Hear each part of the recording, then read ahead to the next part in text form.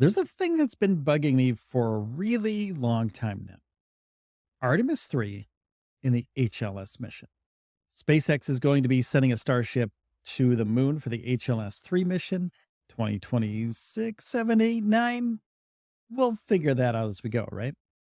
But when they do, and they land the HLS Starship, what are they going to do with that for a Starship? Are they going to reuse it? Or is NASA going to be using it for a one shot deal? That's what I need to ask you. What do you think is going to happen? I need you in the comments right now to tell me what you think is going to happen to this thing because there's no clear path for this thing, right? So it lands. Okay, so if you're not familiar, let's take a quick break here and let's talk about what is going to happen with this mission. SpaceX is going to send the HLS Starship into orbit. It's going to refuel it. There's going to be tankers up there that will be refueling the Starship in orbit. And then they're going to be sending the HLS Starship to the moon, orbit of the moon. It's going to land on the moon's surface. And that is after the astronauts transfer from the SLS rocket, which has the Orion capsule on top of it. The astronauts are inside the Orion capsule. They dock with the Starship in some form, and then they send the astronauts down to the surface of the moon. Now, when they get done with that Starship, what are they going to be doing with it? And there's a path for this, but I found a Reddit post, and this post has nothing to do, like the initial post has nothing to do with this mission in particular, but it does delve into it a little bit. So I want to show you this Reddit post because I think it's pretty cool. It's on SpaceX Lounge. It is pretty cool too. This is the comment or the content here is really cool. Elon, looks like we can increase Raptor thrust by about 20%, reach 9,000 tons, 20 million pounds of force at sea level, and deliver over 200 tons of payload to a useful orbit. That's a huge step above. Penny 2X posted the original thing where that Elon commented on. The 33 Raptor engines on Super Heavy, 9 engines on Starship, 42 is the meaning of life. And then Elon said looks like we can increase Raptor thrust by 20% to reach 900 or 9,000 pounds or tons thrust at sea level. Would be a big help with HLS Starship low Earth orbit refueling. Let's hope it works. Now, the second comment here, I just couldn't ever picture them leaving a giant human rated to NASA standards spacecraft to rot after only a single mission. Think about that. What would you do with that rocket if you had the chance to either send it back to Earth, put it in low Earth orbit? Could you grab it with a space tug and put it someplace else? Could you bring it back down to Earth somehow? Now, the HLS rocket doesn't have any sort of way to re-enter Earth's atmosphere without burning up. There's no heat protection on it. So if it did try to get back into the Earth's atmosphere, it would just get destroyed and nobody could ever use it again. Nobody would ever see it again. Or there's another opportunity here. They can reuse it for another mission, the HLS whatever mission in the future. They could leave it on the moon's surface where people could actually live in it while they're up there. They could work and live in it. Now, that's not in the scope of the first mission of the HLS 3 mission, though. So this could be something that SpaceX agrees with NASA and their partners with that they could do in the future for the HLS rocket. Could these people live in a Starship for a while? Sure, if they have enough supplies, if they have enough oxygen, if they have enough food, if they have enough water, yeah, of course they could. But will they? That's up to SpaceX. What do they want to do? Do they want to retire the rocket immediately? My idea here is that SpaceX is going to use this as like a beacon. Okay, so no, hear me out here. Not like a beacon, not like a lighthouse beacon, but more like a beacon of hope. If they can use the rocket numerous times to go to and from moon's orbit, to and from the surface, that's great. But once that's done, what do you do with the rocket? Do you just trash it? Or do you send it back down to the surface of the moon and use it for storage, use it for a habitat, maybe use it as a backup habitat if the main NASA habitat and the Artemis habitats fail? Could that be a thing? I need to know in the comments. So this is either fuel is getting sent out there or these crafts are coming closer back here somehow. That's the question, right? How do you refuel a rocket on the moon's surface to go back and forth from on the moon to a space station that's orbiting the moon or another craft that's orbiting the moon repeatedly? And once that fuel runs out, do you send a tanker out there and just let this thing continue to work like a Falcon 9 rocket? I don't think they're going to do that. It's too dangerous. And it's also probably not worth the effort, the money, and the time for them to do that. They can just build a new Starship. They do it all the time. We see at Starbase every day. We see the production line of Starships coming up. Ship 25, 26, 27, 20. They're going to have 100 ships by that point. There's going to be an HLS ship. They have to fly about 100 times before they actually land this thing on the surface of the moon, before they even fly people in it. Gwen Shotwell has said they have to fly 100 to 200 times in order to get NASA rated. So they're going to be really good at building these starships by the time the HLS 3 mission is actually a thing. That being said, each one of these costs millions of dollars to produce.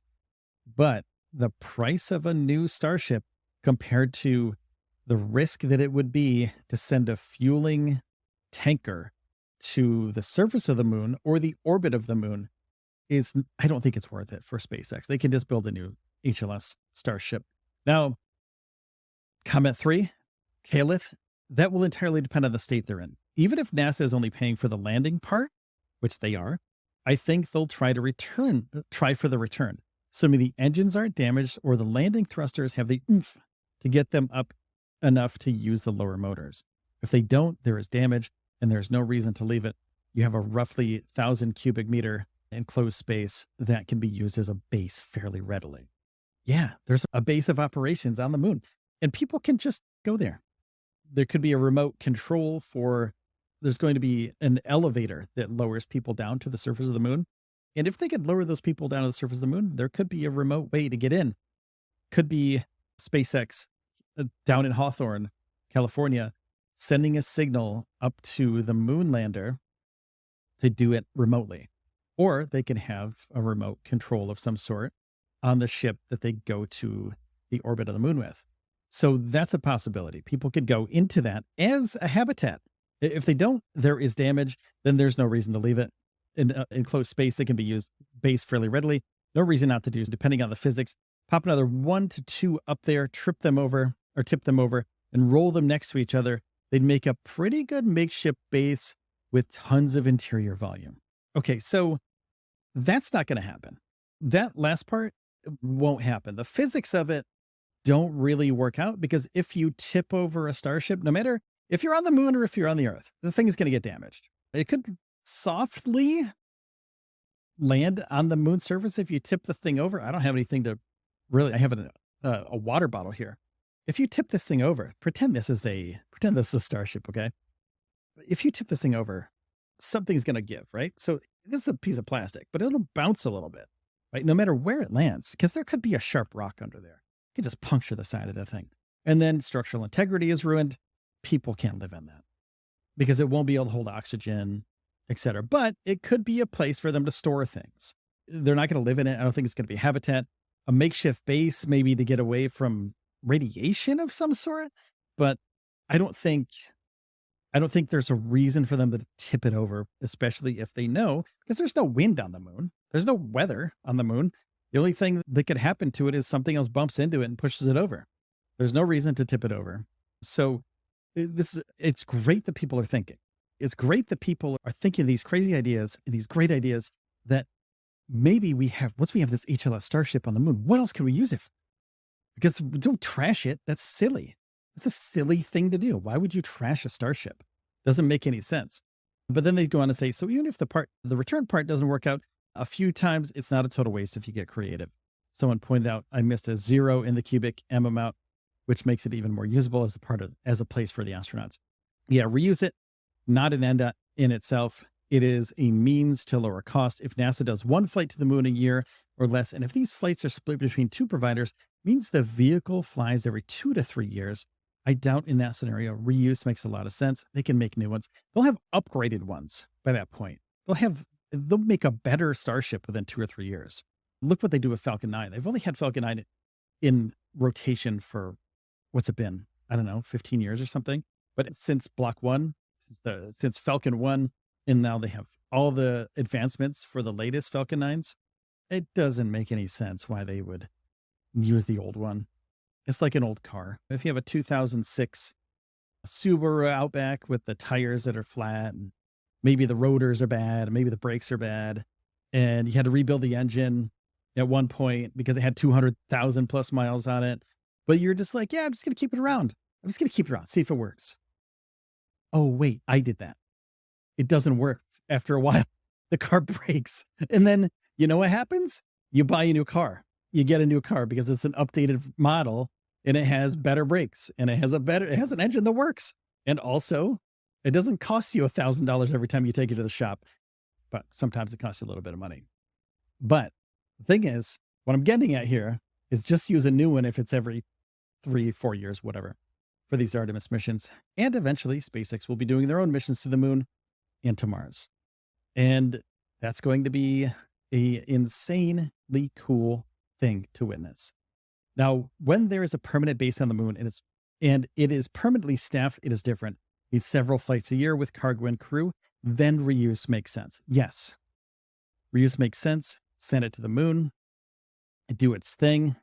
If you're sending a bunch of them back and forth, NASA has to pay for those.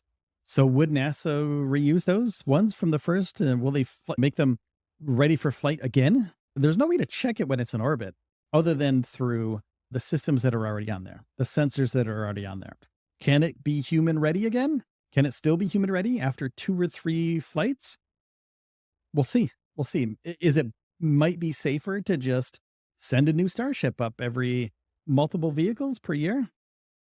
We'll see about that too, but Starship can hold a lot of stuff. A couple flights might be enough to do a permanent base, have a couple flights per year.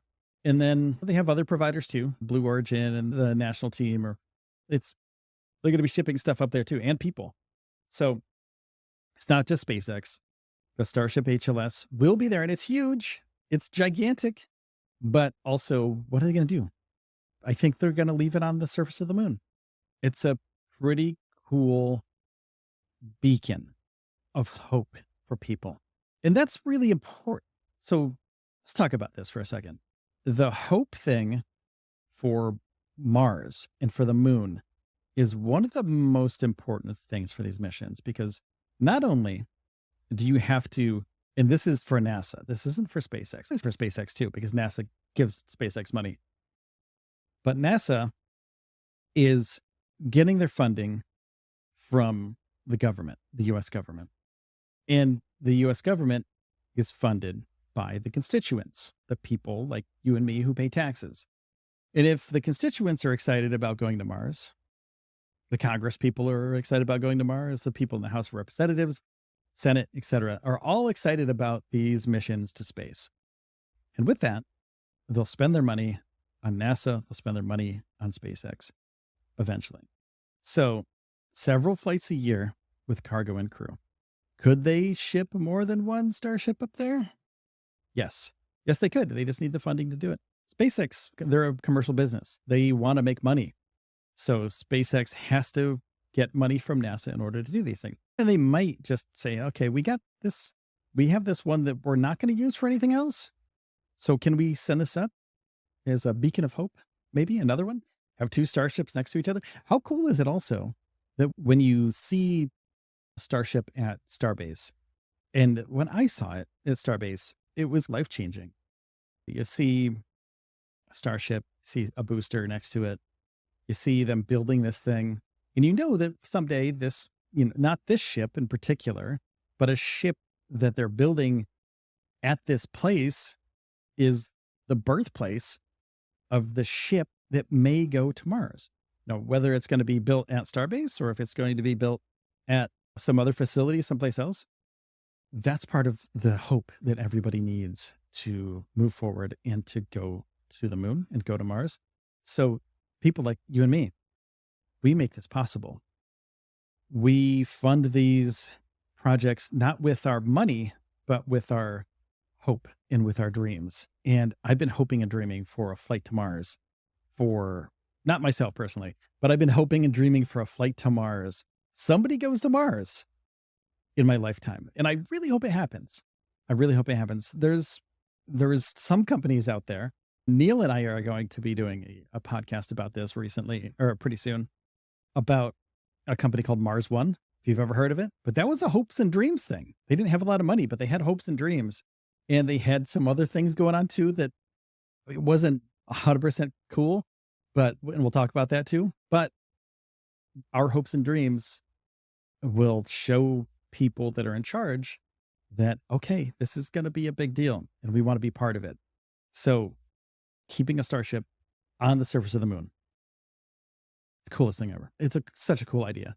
Keep it there as a base, radiation protection. You can store things in it. You can put your rover in it, and then you can use your rover whenever you want to. That's one of those things. Like if you have 2 or 3 rovers, but you only have one garage on the ground, but you do have a Starship sitting right over there. Use your Starship as a rover base or a human base. And there's a couple other comments down here. Combined 2 tweets into one title. Okay, OP. Imagine what could happen in the future if we all got together and we said, hey, this is what we want. We have to keep, we have to keep on this. We have to keep promoting this and pushing this forward, because the more people that hear about this, the more important it becomes. Let's do it nicely, please, people. That's all just be nice to each other too. There's some trolls out there, and don't be a troll. That's all I got to say about that. Just don't be a troll. Yeah, and people. Okay. So also, can I say this at the end of this too? I've been doing YouTube for the longest time, forever. And I've been on Twitter the whole time, been on other things, Threads and Instagram or whatever. Don't start arguments on social media just to start arguments. That's it. Just let's be positive about this. Let's get this positive spin on SpaceX and Starship, and let's get this thing to the moon, HLS to the moon. And when it gets there, let's use it as a beacon of hope for the rest of humanity. Because remember the Apollo days in the space shuttle? Every time the space shuttle launched, it was a huge event. Every time Apollo launched, the world watched. Apollo 11, come on. Can we have another Apollo 11 moment where people sit down on the moon and they build a base? We get excited about it? Yeah, that's going to be cool. I'm super pumped about this. I would rather have people landing on the moon and people being like, we've already done that, but this is cool. That's cool. Like, I haven't seen people land on the moon. Have you seen anybody land on the moon? If you've seen somebody land on the moon, if you were there for Apollo, that's awesome. And please leave a comment below and let me know that you were there. Where do you see the Apollo landing? Like, where was it? At your school? Was it at your house? Was it late at night? Did you watch Walter Cronkite late at night? Did you, or whatever news anchor you were watching at that time on the 4 channels that you had on your black and white TV? What did you see? Because that's what's going to happen for this, I think. But I go back and forth in my head about this, because the idea of Starship is so massive. And not only the Starship itself physically, but the idea of Starship is so massive. And the idea of the Artemis program is so massive. I can't wrap my head around it. I understand it. I know what's happening. I follow Starship development. I follow the Artemis development. I talk about it, bring you the news about it. I bring you these podcast style shows about it. But how do you understand it? I mean, it's gigantic. The thing is bigger than anybody. Like, this isn't you and me. This isn't about you. This isn't about me. This is about everybody. So if you could just step back for a second, and tonight, I'm going to ask you to do this, because this is one of the things that really grounds me and takes me out of my element and puts me in a place where I'm very humbled. If you can tonight, if you're anywhere near someplace that you can see the night sky, take a trip wherever you can, if you can, and just go out there when there's nobody else around. Lay down and stare up into the sky, or sit down, whatever, and just stare off into the distance. Find someplace beautiful to go, stare up into the sky, and look at how small we are. Look at how small you are. But our tiny population of humans on Earth are going to finally have a presence on another celestial body that will eventually send us to the next celestial body, to the next celestial body. We'll go from Mars. We'll go from there to whatever, wherever else we want to go. Do we want to go around Saturn? That would be pretty neat. A Starship could make that possible. The technology that we're building now that will be getting us to the surface of the moon again is the same technology that will get us out into the further reaches of our solar system. And eventually we will leave the solar system and we'll go someplace else. That's in the future, though. That's not right now. So it's an interesting topic, interesting idea. What are we going to do with this HLS rocket once it's up on the moon and it's done? Do we send it back to Earth and let it burn up? Then let everybody witness it? It's only brief.